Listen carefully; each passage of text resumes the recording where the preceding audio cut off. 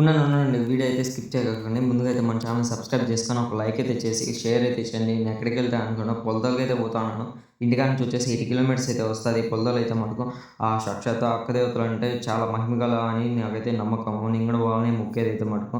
ఇక్కడ బస్సు అయితే traffic jam అయితే అయింది. మనం అయితే మటుకు కింద స్నాక్స్ కోసం దిగేది పోయేసినాము. అంటే నాకైతే కాదు, మా అమ్మకైతే మటుకు తీసుకున్నా. దీని చార్జ్ అయితే ₹20 అయితే వేశారు. నేను ఉపవాసం ఉండి పైకి పోయేసి, పైన దర్శనం చేసుకొని మళ్ళీ అయితే తింటాను. ఈసారి అయితే మటుకు పోలీసులు అయితే మటుకు చాలా అయితే కేర్ అయితే తీసుకున్నారు. ఫస్ట్ అయితే ఈ మాదిరిగా లేదు మామ.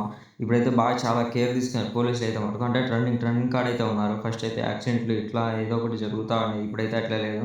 పైనుంచి వచ్చే బస్సులు కిందకి వచ్చేంత వరకు కింద బస్సులను అయితే వెయిట్ చేపిస్తారు. కింద పైకి పోయేంత వరకు పైన అయితే వెయిట్ చేపిస్తారు మామ. నాకైతే చాలా సంతోషంగా అనిపించింది. ఇట్లుంటేనే కదా చాలా బాగుండేది. బస్సులు కూడా చూడండి సైడ్ అయితే ఆపేసిండ్రు. ఇంక మాదైతే మటుకు పైకైతే వెళ్ళిపోయింది.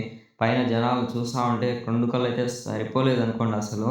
ఎంతమందంటే చాలామంది అక్కగారు పూజలు పెట్టేవాళ్ళు చాలామంది వచ్చారు. ఇంగా జనాలైతే మటుకు కొన్ని లక్షలైతే వచ్చారు. బస్సయితే పార్కింగ్ కాడికైతే వచ్చేసింది మామ. నేనైతే ఎందుకులే చాలా హ్యాపీగా ఉన్నాను. అంటే నేను శివరాత్రికి వస్తానే గానీ, ఈసారైతే మటుకు రష్ అయితే మటుకు చాలా ఉంది. అంటే నడిచేకి గూడా అవ్వడం లేదు. అంత రష్ ఉంది. నెక్స్ట్ షాట్ కోసం అయితే వెయిట్ చేయండి మామ. By by.